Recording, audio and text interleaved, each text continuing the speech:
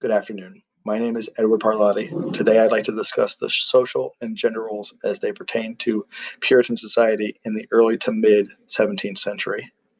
In Laurel Thatcher Ulrich's article, John Winthrop's City of Women, we delve into the social and gender roles in the evolving society of the early years of the colony of Massachusetts. Through the lens of John Winthrop's journal, we see his astonishment at the audacity of independent women and the reaction of Puritan society to strong and oftentimes defiant women that Ulrich describes shows a world bursting its bonds. Women were oftentimes expected to be actors in their communities and as religious leaders in their homes. Informal religious gatherings of women were common as they prayed together, discussed their shared beliefs, and reaffirmed their individual salvation in what the Puritans called sainthood. Though women were expected to take a much more submissive role in society, they were also testing their boundaries and, at times, challenging authority. In first generations women in colonial America, Carol Birkin says of this defiance, neither the clergy or the magistrates who regulated the life of the city upon a hill were able to resolve the tensions between the moral and social autonomy that sainthood encouraged and the uniformity and conformity they demanded of all colonists.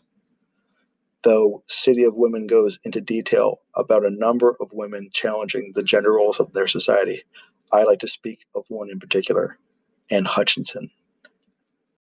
Hutchinson's case hold obvious consequences on Puritan society.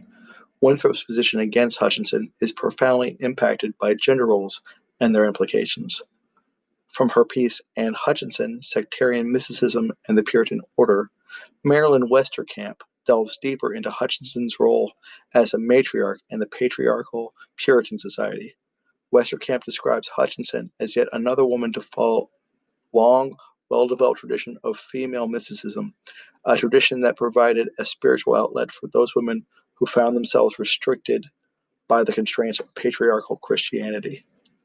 Lad Tobin reinforces this idea, discussing the controversy of a Puritan woman speaking to authority in a radically different voice, gender, and language in the Trials of Anne Hutchinson. Tobin describes the controversy not just as a woman speaking out of turn, but that Hutchinson's ideas and her style of presenting those ideas were feminist by nature, and that the ministers were threatened and angered in ways they were not even aware of. Hutchinson was able to combat scripture with scripture, rhetoric with rhetoric, and wit with wit. Ultimately, her gender would be her undoing, and she would be admonished as a social and religious deviant. Westerkamp comments that Hutchinson is less of a social deviant and more of a powerful threat to Winthrop's authority. Like the other religious dissenters of her time, such as Roger Williams and Thomas Hooker, Anne Hutchinson would push the boundaries of the orthodoxy of Massachusetts colony. But just like Williams and Hooker, Winthrop prevailed. As Westerkamp describes it, because Winthrop triumphed, history has identified his vision as the universal, unchanged Puritan way. It would be in this political sphere where Winthrop would assert himself in the Hutchinson situation shortly after becoming governor. By neutralizing Hutchinson, he would cement his authority over the colony. Religion would be the tool that Winthrop would use to defeat his political rivals. And through government would Winthrop, as Ulrich puts it, win political battles that left a lasting mark on the Puritan institutions. Thank you.